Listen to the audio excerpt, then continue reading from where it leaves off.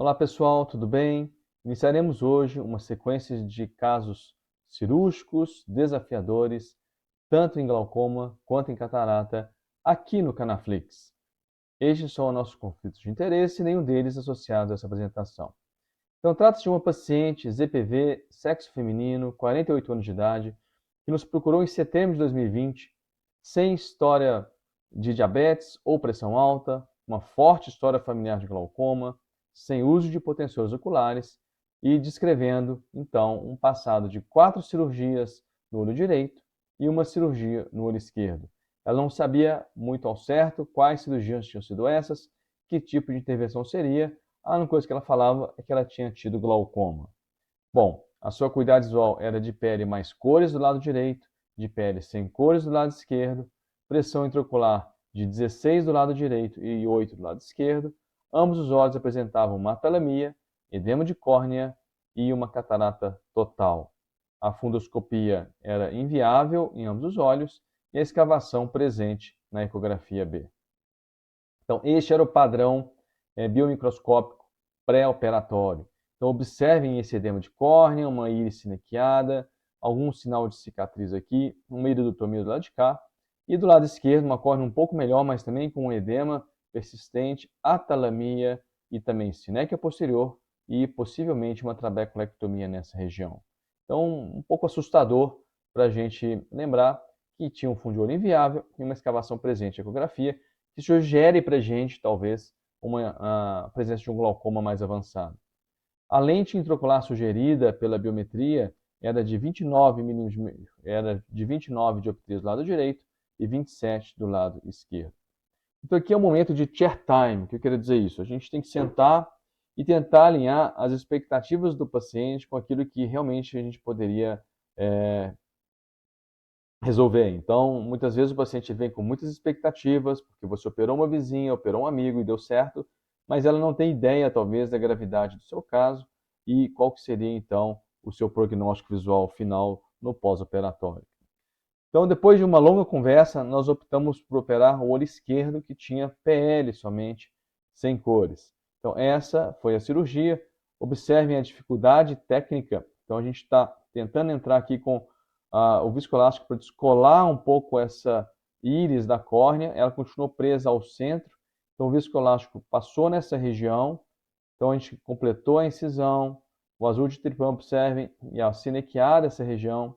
Então, a gente foi soltando essa sinéquia, ou seja, esse cristalino da córnea, uma cápsula Rex basicamente às cegas, então tentando fazer talvez um movimento com uma sinequiálise, aí fizemos uma tomia para tentar acabar de soltar essa cápsula Rex, uma faco feita somente no centro, aonde dava para ver. Observem depois da faco que continuou esse leucoma central, lente intraocular dentro do saco capsular. Lembra que nesse olho era 27 a dioptria dessa lente intraocular. E assim terminamos a cirurgia. Então, teoricamente, a lente bem colocada, observe o tamanho da lente em relação ao tamanho do olho, um olho pequeno. Então, a gente consegue aí fazer uma hidratação e, teoricamente, a cirurgia acabou muito bem. Com dificuldade, bolinha de ar, e assim seguimos. No primeiro pós-operatório, observem que a gente já tinha uma câmara anterior formada. Olha que interessante como que nós ganhamos esse espaço. Então, realmente fez uma diferença anatômica. Havia uma drenagem para trabeculectomia, então azul de tripã ele foi para o espaço subconjuntival, só que a paciente continuou PL sem cores, ou seja, não houve melhora alguma da sua visão. Quando a gente pega a tomografia no pré-operatório, a tomografia no pós-operatório, observem a íris aqui nessa região, como que ela está em atalemia, e aqui ela já está descolada com uma câmara anterior mais bem formada. Mas mesmo assim, a visão do paciente não melhorou, e aí mais uma vez, e agora? Né? O que, que a gente faz? Então, nessa dificuldade, sempre mais uma vez, conversamos com a paciente, era uma paciente humilde, que estava pagando uma cirurgia particular, e ela tinha grande expectativa. Então, esse olho direito, que já era talvez o olho pior dela, a gente ficou nessa iminência de também não conseguir melhorar um pouco essa visão.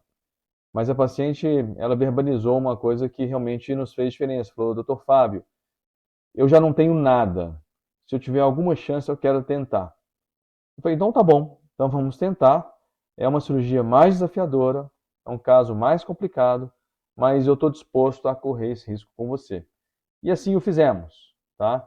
Entramos nessa cirurgia com muita tranquilidade, tivemos que desepitelizar essa córnea porque realmente não dava para ver absolutamente nada. Talvez um viscoelástico para manter, talvez o que tivesse de transparência, operando mesmo às escuras. Um azul de tripã também não ajudou muito, uma hérnia de íris para atrapalhar um pouquinho mais, tentando tirar essa membrana pupilar, isso era a membrana pupilar junto à cápsula, e logicamente fazer um faco, mais ou menos aqui, uma facoaspiração, uma catarata mais macia, apesar de branca, então mais ou menos aí as escuras, sem muita visualização do que estava por trás. Então, um grande risco aí talvez de romper a cápsula, piorar um pouco mais esse olho, mas de qualquer forma tudo foi transcorrendo com segurança. Tinha aqui um córtex grande nessa região, vocês podem observar, e fomos limpando devagarzinho, bem devagarzinho, sentindo esse olho, tateando aí, né, o que a gente tinha para fazer. E aí a lente 27, olha a lente in the bag, acho que o outro olho que era 29, se não me engano, mas enfim, a lente in the bag, teoricamente a cirurgia correu bem, tá? Tinha logicamente essa opacidade, mas teoricamente sem grandes complicações, ok? Bom, no pós-operatório, mesma coisa. Então, a gente tinha uma telemia no pré-operatório pela tomografia do segmento anterior. No pós-operatório, um pedaço de íris, talvez um descolamento de DCMI aqui. A íris aberta, o ângulo mais distante, ou seja, um melhor aspecto. E essa paciente apresentou incríveis 20/100 de visão. Então, realmente, acho que para quem tinha pele mais cores e pele no outro olho, alcançar 20/100, acho que a gente conseguiu realmente mudar um pouco esse padrão de vida dessa paciente. Então, considerações. Então, operar um olho entre PL puro e PL com cor. Qual seria a diferença? A diferença é que como você tem PL com cor, você tem fotorreceptor macular. Então, a sua chance de ter uma visão é melhor. É evitar, né, deixar o paciente chegar a esse limite. Então, talvez o colega poderia ter encaminhado antes essa paciente. Logicamente, alinhar a expectativa desse paciente com o que realmente pode acontecer. Então, ser honesto com o seu paciente, um chair time é super importante e nunca desistir. Por que ela está chorando? De alegria. Está enxergando alguma coisinha? Sim. Tá mesmo? Vim passando, mas o computador tá ali. Oh, aqui. graças a Ali Deus. tem um trem preto com a lâmpada, aqui tem um preto, Oh. ali tem uma lâmpada, ali tem uma coisa. Que bom, que bom. Então, essa paciente ela já chegou no primeiro pós-operatório vendo alguma coisa de luz. Aí, no segundo pós-operatório. Me conta. Uma luz. Luz, está vendo aqui alguma coisa, objeto? Sim. O que você vê? Isso. Laranja, laranja, preto, branco, vermelho. Isso. Aqui é duas cores. E lá na frente, o que você está vendo lá? A televisão com a letra E. Alguma coisa. Uma cadeira preta. Olha que legal, tá vendo? A paciente já estava melhor e depois ela ainda mandou um vídeo pra gente agradecendo, com ela andando de bicicleta junto com o netinho.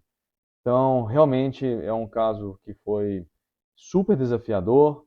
Nós fizemos aquilo que conseguimos fazer e, felizmente, conseguimos também ajudar essa paciente a mudar sua qualidade de vida. Então, esse é o caso, um caso desafiador. Nunca desista do seu paciente. Muito obrigado.